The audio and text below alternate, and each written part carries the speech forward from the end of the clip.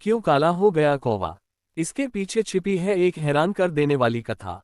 बहुत पुराने समय की बात है, जब जंगलों में ऋषि मुनि तपस्या करते थे और प्रकृति के बीच शांत जीवन बिताते थे। ऐसे ही एक महान तपस्वी ऋषि का आश्रम जंगल में था। उनके आश्रम के आसपास कई पशु पक्षी रहते थे।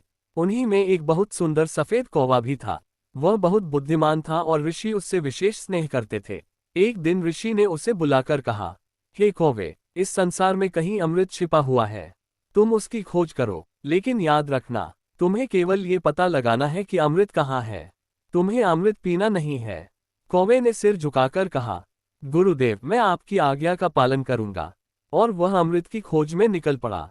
पहाड़ों में गया, झड़ता वृक्ष जंगलों में भटका, लहर नदियों और गुफाओं में खोजता रहा। महीनों बीत गए, लेकिन कौवा हार नहीं मान रहा था। लगभग 1 साल बाद उसे आखिरकार अमृत मिल गया। जब उसने अमृत देखा तो उसकी चमक देखकर वह दंग रह गया। उसे गुरु की बात याद आई, अमृत पीना मत। लेकिन तभी उसके मन में लालच आ गया। वह सोचने लगा, अगर मैं यह अमृत पी लूं, तो मैं अमर हो जाऊंगा। मुझे कभी मृत्यु का डर नहीं रहेगा। लालच धीरे धीरे उस पर हावी हो गया, और आखिरकार उसने अमृत पी लिया। जैसे ही अमृत उसके गले से उतरा, उसे तुरंत अपनी गलती का एहसास हो गया। वह तुरंत उड़कर ऋषि के पास पहुंचा और बोला, गुरुदेव, मुझसे बहुत बड़ी भूल हो गई। मैंने आपकी आज्ञा तोड़ दी।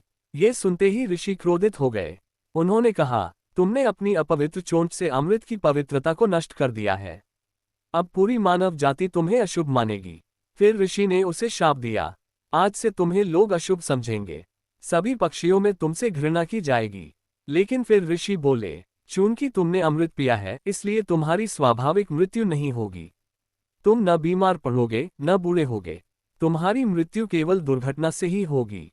फिर ऋषि ने एक और बात कही, साल में एक समय ऐसा आएगा जब लोग तुम्हें सम्मान देंगे। पितृपक्ष के 16 दिनों में तुम्हें पितरों का दूत मानकर भोजन दिया जाएगा। इसके बाद ऋषि ने कौवे को अपने कमंडल के काले जल में डुबो दिया।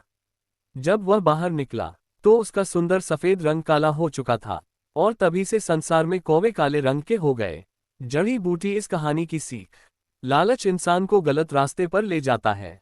जो व्यक्ति अपने वचन को तोड़ता है, उसे उसके परिणाम जरूर भुगतने पड़ते हैं।